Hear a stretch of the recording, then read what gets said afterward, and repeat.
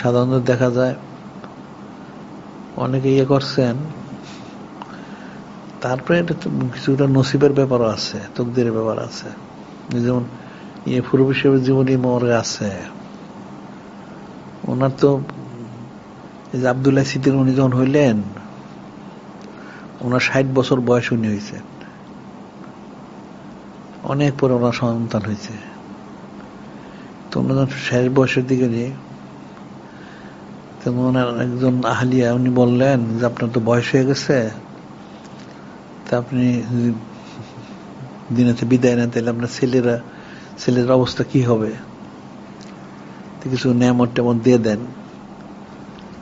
তো উনি বললেন যে নেয়ামত দিব, যে এখন আমার যা আছে এটা চাইলে না ধারণ করার ক্ষমতা কারো নাই, তো কেমনি হবে। তো এটা শুনছিলেন হযরত ওই যে নহজুর বলা হয়, দাদু সাহেব সিদ্দিক রহমতুল্লাহ, উনি তখন বাচ্চা, বয়স কম। উনি আবার হযরত আব্দুল্লাহ সিদ্দিক রহমান থেকে অনেক ছোট বয়সে।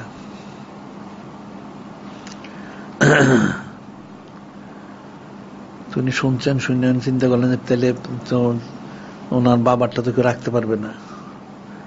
উনি তখন বাড়িতে বের হয়ে জঙ্গলে গেছেন রিয়াজ নসাদ করার জন্য। অনেকদিন করছেন। তো ওনার যিনি আম্মা ছিলেন বললেন ফুরবি সাহেব ওনাকে, যেরকম কই গেল ছেলেটা আমার হারায় গেল। তুমি বলেন ছেলেটা হারায় নাই, সে আমার থেকে ফয়েজ নেয়, বুঝি আছে কোথাও কেন আছে। তো অনেকদিন পরে আসছেন, উনি একদিন শুয়ে রয়েছেন, তো ওনার পায়ে কে ফয়েজ দিতেছে। তুমি বলছো কে আমার পায়ে ফয়েজ দেয়, নিশ্চয়ই আমার ছেলেটা আসছে, দেখো তো। ঠিকই উনি আসছেন। তো ওনার ডাক নাম ছিল কোচি, নিশ্চয়ই কোচি আসছে, দেখো। দেখছে চুল টুল বড়, নখ টুক বড়। তারপরে নিয়ে ওনারে অনেক রিয়াজ মাসাজ করছে সব ঠিকঠাক করে, পরে ওনাকে উনি কিছু নেয়ামত দান করছেন। তো ওই জন্য ওনাকে বলে সুলতান আরিফিন উনি।